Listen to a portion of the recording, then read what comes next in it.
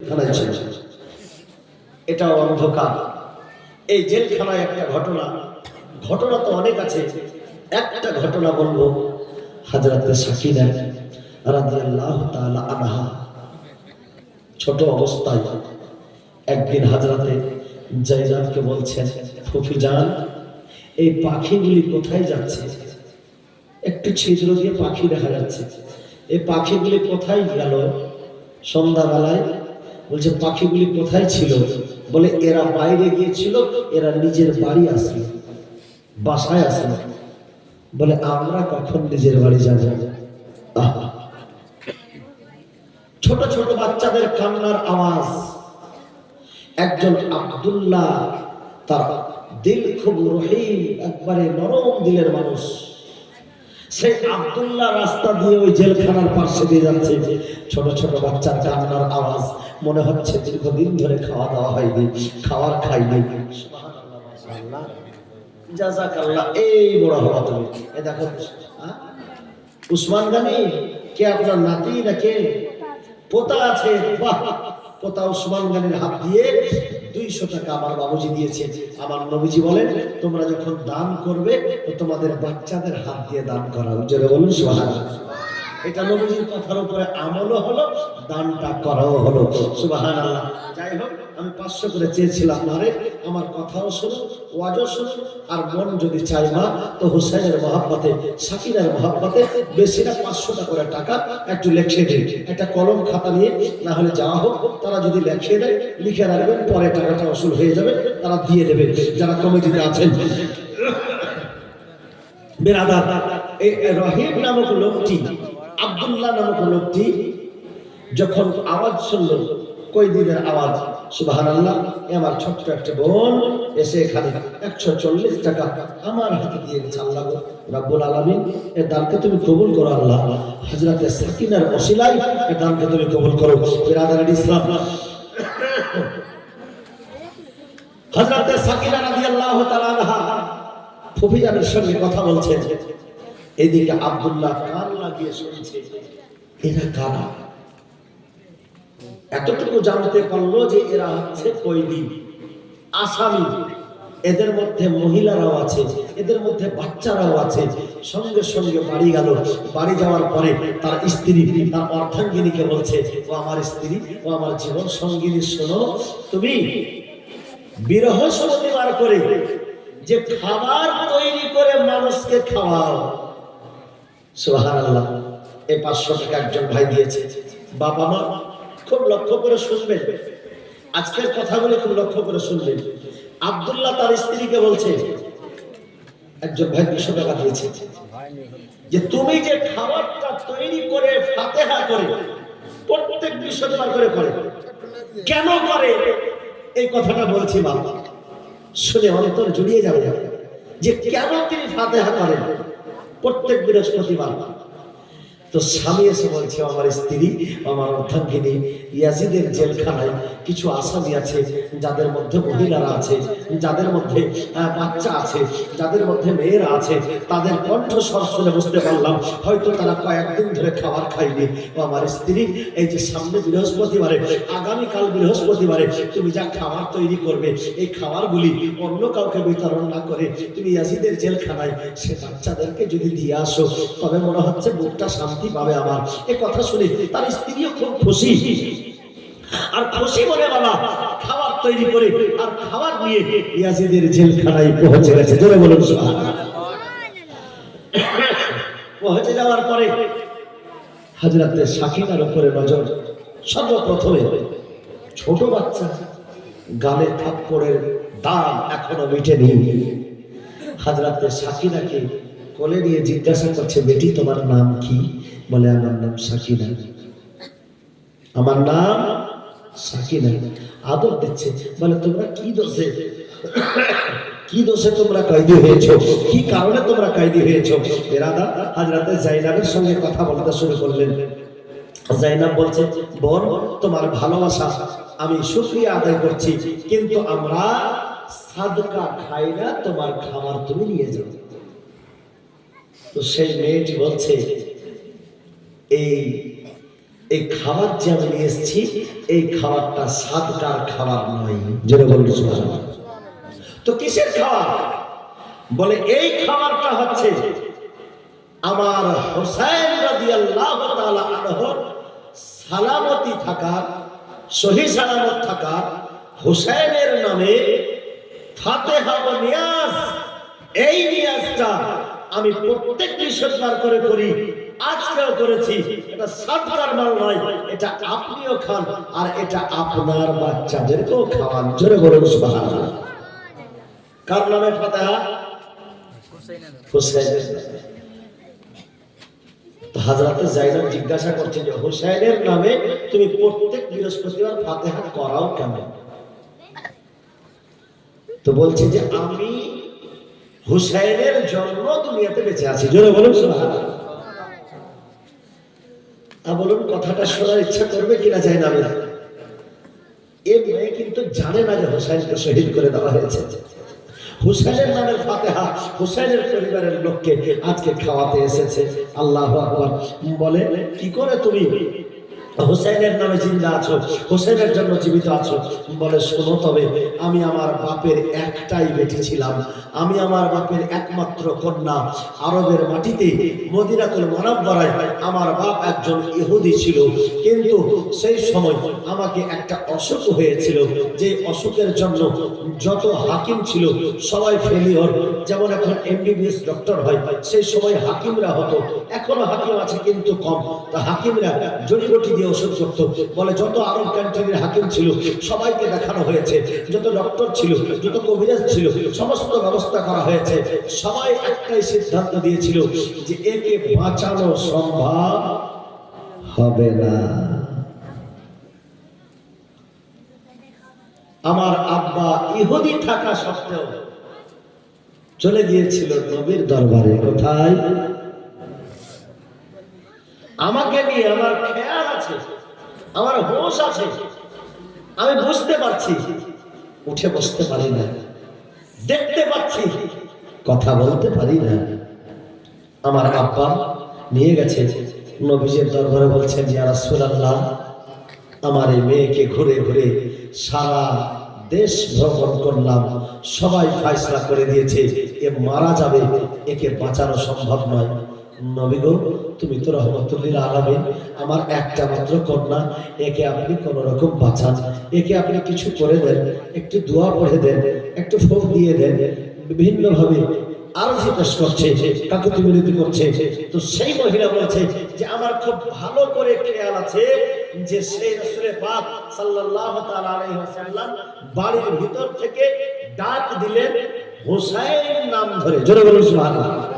কি নাম ধরে? বলে হুসাইন, বেটা এদিকে আসো। হুসাইন বলে যখন ডাক দিয়েছে, একটা চাঁদের মতো ফুটফুটে বাচ্চা কচি কচি পায়ে যেন হেঁটে আসলো। হযরতে হুসাইনকে বললেন, দয়ার নবী হুসাইন, আজকে তুমি একে জীবন দান করো। আমার নবীজি বলছেন যে হুসাইন, এর যা অসুখ আছে তুমি আজকে একে ঝেড়ে দাও, আজকে এর জন্য তুমি দোয়া করে দাও, আল্লাহ যেন সব অসুখ ভালো করে দেয়, জোরে বলুন সুবহানাল্লাহ। তো সেই মহিলা বলছে যে আমি কথা বলতে পারিনি, উঠে বসতে পারিনি, কিন্তু আমার খেয়াল খুব সুন্দর ভাবে আছে। সে ছোট ছোট পা নিয়ে হেঁটে এসে কচি কচি হাতখানা আমার মাথার কপালের উপরে রেখেছে, আর সে যেন মনে মনে কি পড়তে আছে, বিরাদার ইসলাম মনে মনে কই কি পড়ছে, আর আমার কপালের উপরে হাতখানা রেখেছে। তো যেমন হাতখানা রাখা, যেমন যেমন হুসাইন পড়ছে, তেমন তেমন আমার অসুখ দূরে হচ্ছে। হুসাইনের পড়াও শেষ, আমার অসুখ শেষ, জোরে বলুন সুবহানাল্লাহ। বলে আজ পর্যন্ত, এখন পর্যন্ত যে হুসাইন আমার শরীর থেকে অসুখকে তাড়িয়েছে, এখন পর্যন্ত আমি আর অসুস্থ হইনি, জোরে বলুন সুবহানাল্লাহ। এখন পর্যন্ত আমি অসুস্থ হইনি। বলে তার জন্য আমি বলি যে হোসেন আমাকে জীবন দান করেছে, আমি হোসেনের জন্য বেঁচে আছি। আমার আব্বা আমাকে নসিহত করেছিল, ওসিয়ত করেছিল, বেটি যতদিন বাঁচবে প্রত্যেক বছর হোসেনের নামে ফাতিহা করবে। জোরে বলুন সুবহানাল্লাহ। হোসেনের সালামতির জন্য, হোসেনের সুরক্ষার জন্য, হোসেন যেন ভালো থাকে তার জন্য যতদিন বাঁচবে বেটি তুমি হোসেনের জন্য ফাতিহা করিও। এই বেরাদার ইসলাম বাবা নসিহত করেছে, বেটি বলতেছে যে আমি সেই হোসেনের নামে প্রত্যেক সপ্তাহে ফাতিহা করে আর ফাতিহার সিরনি বিতরণ করে আমি সবাইকে খাওয়াই। জোরে বলুন সুবহানাল্লাহ। আচ্ছা একটা হাঁড়ি যদি খিচুড়ি তৈরি করে খাওয়ানো যায় 1000-1500 খরচা হবে কিনা বলেন, কম করে? আচ্ছা সেই মেয়ে হোসেনের মহাব্বতে যদি 1000 খরচ করতে পারে, আমাদের মায়েরা কি পারবে না 500 করে টাকা দিতে? অবশ্যই পারবে। ভলেন্টিয়ার ভাইরা একটু দেখো, মায়েদের কাছ থেকে 500 করে নিয়ে এসো। মারে হাত খালি পাঠায় না মা, আজকে শেষ রাত্রি হোসেনের ওসিলায় হোসেনের মহাব্বত আজকে দোয়া করব, ইনশাআল্লাহ আল্লাহ মনের আশা পূর্ণ করবে। এই ভাইরাকেও বলবো আপনারা দিয়ে যান, রেখে যান, আর আমার ওয়াজ চলতেই থাকবে। জোরে বলুন সুবহানাল্লাহ। বলছিলাম বাবু জামাত ভাইরা আমার, এই হযরতে যায়েনাব বলতেছে তুমি কি জানো হোসেন কোথায়? বলে না। বলে এই যে আমরা যে কয়েদি হয়েছি, তোমার কোলে যে বাচ্চা, সে বাচ্চা অন্য কেউ নয়, সে বাচ্চা হযরতে হোসেনের কন্যা হযরতে সাকিনা। আমি হচ্ছে হোসেনের বোন, আমি হচ্ছে যায়েনাব। ওই যে দেখো অসুস্থ অবস্থায় আমার ভাতিজা জয়নুল আবেদিন, এইদিকে উম্মে কুলসুম, এদিকে শহর বানু, সবারই পরিচয় করালেন। বলে তালোয়ারের লোকের উপরে যেই মাথা, নুরিময় মাথা চকচক করতে আছে, সেই মাথা অন্য কারণ নয়, আমার লাখতে জিগার ভাই হোসেনের মাথা। এ কথা যেমন শুনেছে মানে হোসেন শহীদ হয়ে গেছে, সেই মেয়েটি যেন হযরতে সাকিনাকে জড়িয়ে ধরে একেবারে অঝট নয় কাঁদতে শুরু করলো। এই বেরাদার ইসলাম এত কান্নায় ভেঙে পড়লো, সে বড় বড় সেই জেলখানায় যতজন ছিল সবাই কান্না করতে লাগলো। এই বেরাদার ইসলাম যাই হোক, দিনকাল পার হলো। হযরতে সাকিনা ফুফিকে বলছে, কাকে বলছে? বেশিরভাগ হযরতে যায়েনাবের সঙ্গে কথা বলতেন। বাচ্চাদের দেখবেন ফুফুদের প্রতি একটা টান থাকে, মানে রক্তের টান, তো রক্তের টান আছে। জালসাকে শেষ করে দেবো না বলবো? বলবো।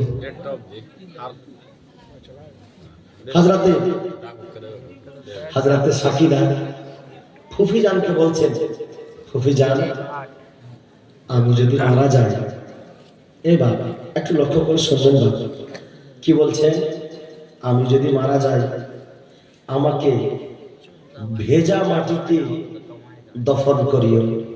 কি বলছে? ভেজা মাটিতে দফন করিয়ে। আল্লাহ বলে কেন বেটি? বলে কারবালার প্রান্তর থেকে নিয়ে এখন পর্যন্ত পিপাসায় থেকে থেকে শরীরের হাড্ডি গুলা মনে হচ্ছে শুকিয়ে গেছে, একটু ভেজা মাটিতে দফন করিও যাতে আমার শরীরের অঙ্গ প্রত্যঙ্গগুলি যেন পানির রস পাই। এই বেরাদার ইসলাম এই সাকিনার কথা শুনে যতজন আহলে বাইতের লোকেরা ছিল কান্নায় ভেঙে পড়ল। আল্লাহু আকবার। এই সাকিনার উপরে টর্চার হয়েছে, এখন পর্যন্ত ট্রিটমেন্ট হয়নি। চাবুকের আঘাতে পিঠের চামড়া ছিঁড়ে গেছে, উটের পেট থেকে পড়ে গেছে। ওই কারবালার প্রান্তরে তার ছোট্ট কচি গালে একটা বড় ধরনের চড় মারা হয়েছে, যার ছাপ দাগ এখন পর্যন্ত আছে। কানের দুল ছিঁড়ে দেওয়া হয়েছে, যে রক্ত তার শরীরে লেগে আছে। একটা ছোট্ট বাচ্চার উপরে এতটা টর্চার হলে সেই বাচ্চাটা কি আর সুস্থ থাকবে? অসুস্থ হয়ে পড়েছে ওই ইয়াজিদের জেলখানায়। আল্লাহু আকবার। এই কথা বলার পরে হযরতে সাকিনা যেন আস্তে আস্তে ঘুম যাচ্ছে। বলে বেটি সাকিনা তুমি কেন কথা বলছো না? এদিকে বেশি আস্তে আস্তে অসুস্থ হয়ে যাওয়ার ফলে ওই ইয়াজিদের জেলখানায় হযরতে সাকিনা ইন্তেকাল হচ্ছে। ইন্না লিল্লাহি ওয়া ইন্না ইলাইহি রাজিউন। সে হযরতে সাকিনা যখন ইন্তেকাল হয়ে গেল, আল্লাহু আকবার, হযরতে যায়েনুল আবেদিন তার দাদা, তার ভাই হুসেনের বেটা হযরতে সাকিনাকে নিয়ে কোথায় গেলেন? ওই মুলকে শাম, দামেস্ক, মুলকে দামেস্কের কবরস্থান, যেটা রাস্তা লেগে আছে, যে কবরস্থানের নাম হলো বাবুস সাগীর। কি নাম বললাম? বাবুস সাগীর, যেখানে হযরতে বেলাল বিন রাদিয়াল্লাহু তাআলা আনহু সাহাবী রাসূল দফন আছে, যেখানে পরবর্তীতে হযরতে যায়েনব দফন হয়েছিলেন। মানে মদিনায় ছিলেন, মদিনা থেকে আবার দামেস্ক গিয়েছিলেন, দামেস্কে গিয়ে ইন্তেকাল হয়ে ওই বাবুস সাগীর কবরস্থানে দফন হয়েছিলেন। তো হযরতে যায়নুল আবেদিন হযরতে সাকিনাকে নিয়ে গেলেন ওই বাবুস সাগীর কবরস্থানে। আল্লাহু আকবার। কবর খনন করা হলো মাটি দেওয়ার জন্য। হযরতে যায়নুল আবেদিন সাকিনাকে নিয়ে যাচ্ছেন কারবালার প্রান্তর থেকে, মক্কা থেকে কুফা, মক্কা থেকে মদিনা, থেকে মক্কা, মক্কা থেকে কুফা, কুফা থেকে আজকে কারবালা, কারবালা থেকে আবার দামেস্ক এসেছে। আজকে 3 মাস ধরে শুধু সফর চলতে আছে। তার মধ্যে যুদ্ধ, তার মধ্যে ভাই হারা, তার মধ্যে বাপ হারা, তার মধ্যে দাদা হারা, তার মধ্যে কাকু হারা, তার মধ্যে মামা হারা, সবকে হারিয়ে হযরতে সাকিনা ওই ইয়াজিদের জেলখানায় শেষ পর্যন্ত কোয়েলের মতো কথা। আল্লাহু আকবার। একটা ছোট বাচ্চার প্রতি কতটা দয়া থাকবে। আর এত নির্যাতনের পরে যখন শহীদ হলো, হযরতে সাকিনার মায়ের অন্তরটা কি বলবে? হযরতে যায়েনব কি বলবে? যায়েনবের অন্তর, কলিজাটুকু মনে হচ্ছে টুকরো টুকরো হয়ে যাচ্ছে। বেরাদার, ইয়াজিদের জেলখানায় তারা যেন অসুস্থ হয়ে পড়েছে। সুবহানাল্লাহ। এইদিকে হযরতে যায়নুল আবেদিন নিজের বোন হযরতে সাকিনাকে নিয়ে গেলেন। যখন কবরে নিয়ে গেলেন, তো কবরে নিয়ে যাওয়ার পরে তিনি বলছেন যে আমাকে কবরে নামতে হয়নি। কিতাবের মধ্যে লেখা আছে যে কবরে নামতে হয়নি, কারণ কবরের ভিতর থেকে 2টি হাত বেরিয়ে এসেছিল। সেই হাত দুটি বলতেছে যে নিয়ে এসো আমার সাকিনাকে, আমাকে দাও। কি বলছে হাতটি? আমার সাকিনাকে আমাকে দাও। সে হাত দুটি অন্য কারণ নয়, সে হাত দুটি ছিল হযরতে ফাতেমাতুজ জোহরা রাদিয়াল্লাহু তাআলা আনহার। জোরে জোরে সুবহানাল্লাহ। হযরতে ফাতেমাতুজ জোহরা হাত মোবারক চলে এসেছে, না আমার সাকিনাকে আমাকে দাও। রক্তাক্ত অবস্থায় কারবালার প্রান্তর থেকে এসেছে, একে শহীদ বলা হয়। কি বলা হয়? শহীদ। হযরতে সাকিনাও শহীদা হয়েছে, কারণ যে কারবালার টর্চার, কারবালার আঘাত, যুদ্ধের আঘাত পাওয়ার পরে, যুদ্ধ অবস্থায় যদি না ইন্তেকাল হয়, বাড়িতে আসার পরে সেই আঘাতেই যদি মারা যায়, ইন্তেকাল হয়, তো তিনিও যুদ্ধের ময়দানে শহীদ হওয়ার মতোই শহীদ, তাকেও শহীদ বলে। জোরে বলুন সুবহানাল্লাহ। এটা অনেকেরই হয়তো জানা নেই। শুধু যুদ্ধের ময়দানে শহীদ হলে শহীদ হবে তা নয়, ওই যুদ্ধের ময়দানে যা আঘাত পেয়েছে, সেই আঘাত নিয়ে বাড়ি আসার পরে ওই আঘাত যদি ভালো না হয়, ওই আঘাত অবস্থাতেই যদি মারা যায়, 1 মাস পর হোক, 1.5 মাস পর হোক, 1 বছর পর হোক, 2 বছর পর হোক, যদি ওই আঘাতেই মারা যায়, তবে তিনিও শহীদ।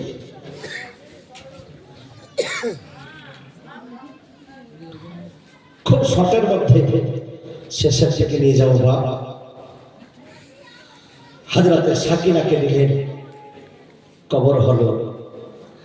লেখা আছে একজন সৈয়দ মুর্তাজা। কি নাম বললাম? সৈয়দ মুর্তাজা। এই ঘটনা, হযরতে সাকিনাকে দফন করা হচ্ছে কত সালে, কত হিজরিতে? 61 হিজরিতে। 61 হিজরিতে দফন, আর 225 হিজরি সনে। 61 থেকে 225 গেলে কত যাবে? কত যাবে গো? প্রায় 250। হ্যাঁ, 250 কাছাকাছি, 250 থেকে একটু কম। 175 বছর পরে হযরতে সাকিনা রাদিয়াল্লাহু তাআলা আনহা ওই সৈয়দ মুর্তাজাকে স্বপ্ন যোগে দেখা দিয়েছে। বলছেন যে আমার কবরে পানি প্রবেশ করে গেছে, ঢুকে গেছে, আমার কবরটা সরানোর ব্যবস্থা করা হবে আগামীকালকে।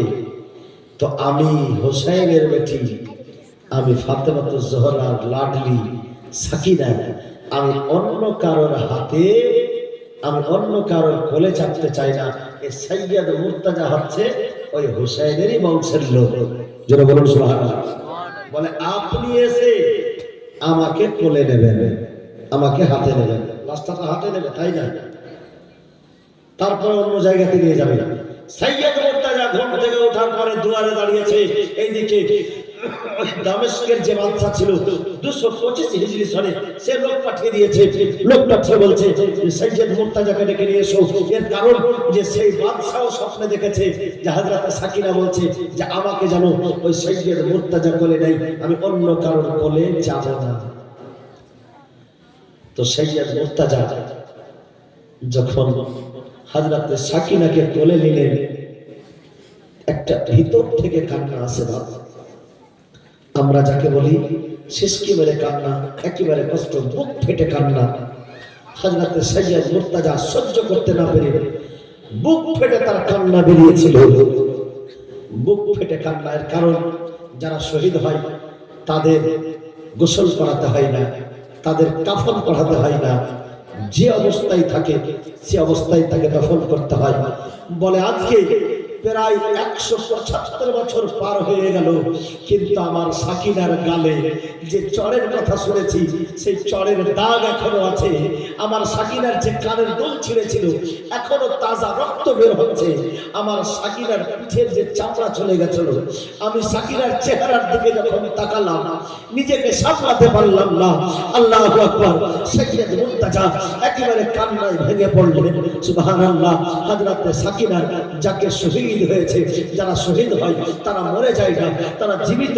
আর তারা যেমন অবস্থায় থাকে, যেমন রক্ত অবস্থায় থাকে, তেমনই কাল কিয়ামতের দিনে উঠবে আর আল্লাহর কাছে দাবি করবে, আল্লাহ গো, আল্লাহ আমি যে শহীদ হয়েছি রব্বুল আলামিন এই হযরত হুসাইনের শাহাদাত। সুবহানাল্লাহ।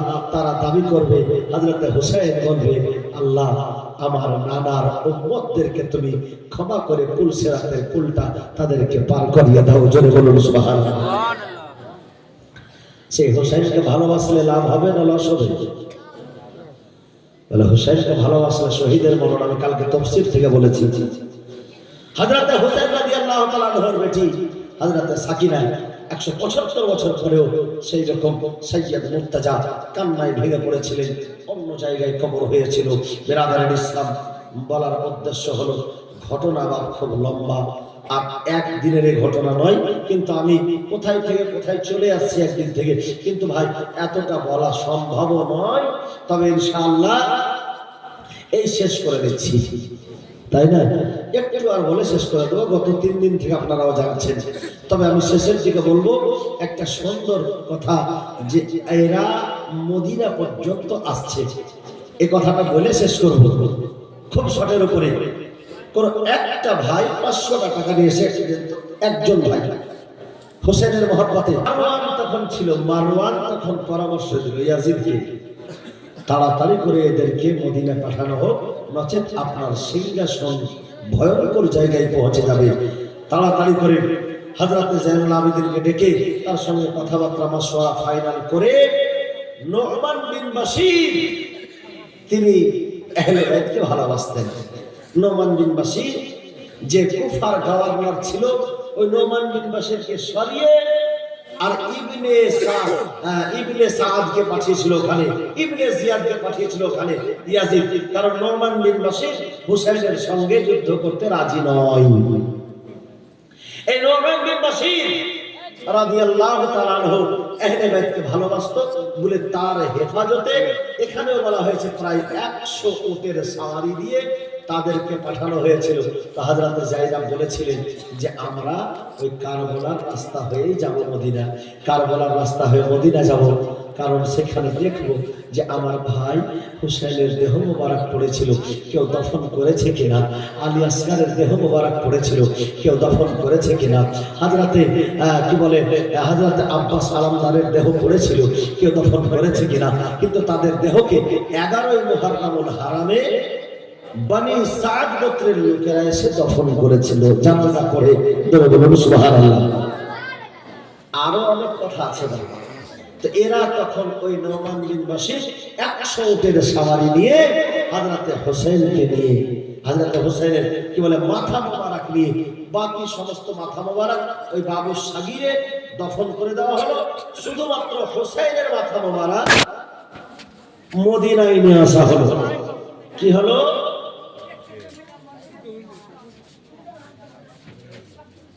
কি খবর? ও আচ্ছা, কেউ যায় না, তিনি নিয়ে যাবে। হায়াত যদি বাঁচিয়ে রাখে কোনদিন আবার শোনাবো। তবে শুনুন বাবা মা, একে নোমান বিন বাশিরের মারফতে হযরতে জাইনাবের এই যে শিবলি চলে আসছে, মাশাআল্লাহ, নিয়ে এসো। কেউ যাবে না, সবাই শিবলি নিয়ে যাবে, একদম প্যাকেট করে তৈরি করেছে। আজকে অমৃতের যুবক ছেলেরা খুব সুন্দরভাবে পরিশ্রম করে খাটনি করে এরা করেছে। তো এই হযরতে হুসাইনের মাথা মোবারককে নিয়ে আর মদিনাতুল মুনাওয়ারায় আসলেন। এই মদিনার কথা আর কি বলবো বাপ, এই মদিনাতে আসলেন যখন, তো হযরতে জাইনাব জেলখানায় থেকে থেকে এতটাই অসুস্থ হয়েছে যে হামাগুড়ি দিয়ে হেঁটে যেতে পারছেন না। হামাগুড়ি দিয়ে নবী পাকের রওজায় গিয়েছে হযরতে জাইনুল আবেদিন, কেঁদে কেঁদে আমার নবীজিকে সব ঘটনা শোনালেন। হযরতে জাইনাব কেঁদে কেঁদে আমার নবীজিকে সব ঘটনা শোনালেন। মদিনায় মনে হচ্ছে নতুন করে কিয়ামত চলে আসলো। সবাই পুরো মদিনাবাসীরা কান্নায় ভেঙে পড়লো। শেষ পর্যন্ত হযরতে হুসাইন রাদিয়াল্লাহু তাআলা আনহুর মাথা মোবারককে হযরতে হাসান মুজতাবার কবর শরীফের পাশে জান্নাতুল বাকিতে মদিনার কবরস্থানে হযরতে ফাতেমাতুজ জোহরার কবর, তারপরে হযরতে হাসানের কবর, তারপরে হযরতে হুসাইনের মাথা মোবারককে সেখানে দফন করা হলো। জোরে বলুন সুবহানাল্লাহ। দফন করা হলো। মদিনায় কান্নার বাঁধ ভেঙে পড়ল। এদিকে 62 হিজরি শুরু হলো, এখনো শেষ হয়নি। এরা যাবে, ইয়াজিদ আবার শুরু করবে। একজন দুইজন নয়, 10,000 মদিনায় 10,000 সাহাবীকে ইয়াজিদ কতল করাবে। ইয়াজিদ মদিনায় মসজিদে নববীতে ঘোড়া বাঁধবে। এই ঘটনা বাপ লম্বা আছে, ইতিহাসের ঘটনা। তো এই ইয়াজিদ দুষ্ট দুরাচার বলা সম্ভব নয়, এতটা অত্যাচার করেছিল মদিনার উপরে। ইয়াজিদ মরবে, ইয়াজিদের দলের লোকেরা মরবে, মুখতার সাকাফি বের হবে, একটা একটা করে ধরে ধরে তাদেরকে টুকরো টুকরো করবে। বেরাদার, অনেক লম্বা ঘটনা, আল্লাহ বাঁচিয়ে রাখলে শোনাবো। তবে একটা কথা জেনে রাখুন, যারা আল্লাহর রাস্তায় শহীদ হয়ে যায় তারা কখনো মরে না, তারা জীবিত। আর হোসেনকে অন্তরে জীবিত রেখেছি। হোসেন পন্থী হয়ে কাজ করতে হবে, হোসেনকে ভালোবেসে কাজ করতে হবে, হোসেনের মুহাব্বতে কাজ করতে হবে। আজকে 10ই মুহররমুল হারামের দিনে রোজা করতে হবে। 10ই মুহররমুল হারামের দিনে হোসেনের নামে ফাতিহা করে খিচুড়ি খাওয়াতে হবে। 10ই মুহররমুল হারামের দিনে হোসেনের নামে ফাতিহা করে শরবত পান করাতে হবে। কিন্তু কোন শরীয়তে বা কোন জায়গাতে কোন মুফতির কথাই এ কথা জায়েজ নয় যে ঢোল তাবলা হারমোনিয়া বাজিয়ে হোসেনের শাহাদাত পালন করতে হবে। এটা কোনো কিতাবে নাই, কোনো বেটা মুফতিও বলতে পারবে না। আজকে আমি বলে গেলাম, আল্লাহর ওয়াস্তা দিয়ে বলি, নবীর ওয়াস্তা দিয়ে, সেই হযরতে হোসেনের ভালোবাসা দিয়ে বলি, কখনোই এই ভুল কাজগুলি করবেন না। কারণ আমরা আজকে আছি দুনিয়ায়, কালকে চলে যাব। হিসাব দিতে হবে, জবাব দিতে হবে, আল্লাহর কাছে জবাব দিতে হবে। বললে সারা রাত কথা হবে, তবে সারা রাত শেষ করবো না। আমি জালসা খাই কি করবো, একবার মুহাব্বতে দুরূদ পাক পড়ুন, আল্লাহুম্মা